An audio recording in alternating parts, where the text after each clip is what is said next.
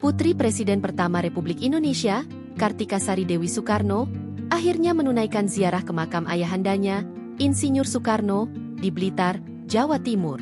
Momen bersejarah itu terjadi setelah penantian panjang selama 55 tahun. Melalui akun Instagram pribadinya, Kartika Sari Dewi membagikan potret dirinya yang sedang berdoa khusyuk di pusara Bung Karno. Kartika Sari Dewi tampak didampingi putranya, Frederick Kiran Soekarno Seegers, cucu sang proklamator.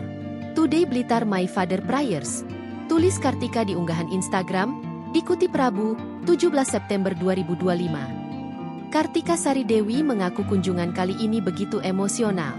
Pasalnya, terakhir kali Kartika Sari Dewi datang ke makam Bung Karno adalah pada tahun 1970, ketika dirinya baru berusia 3 tahun. Ya sungguh emosional datang ke Blitar. Saya datang pertama kali saat usia 3 tahun. Saya selalu berdoa untuk memohon maaf dan dukungan dari Papa, ucap Kartika Sari Dewi, Senin, 15 September 2025, seperti dilansir RRI.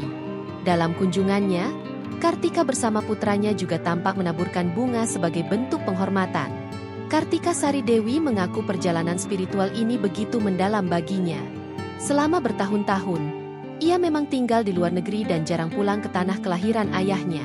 Kehadiran Kartika di Blitar seakan menjadi penegasan ikatan batin yang tetap terjalin antara dirinya dengan Bung Karno, meski jarak dan waktu sempat memisahkan.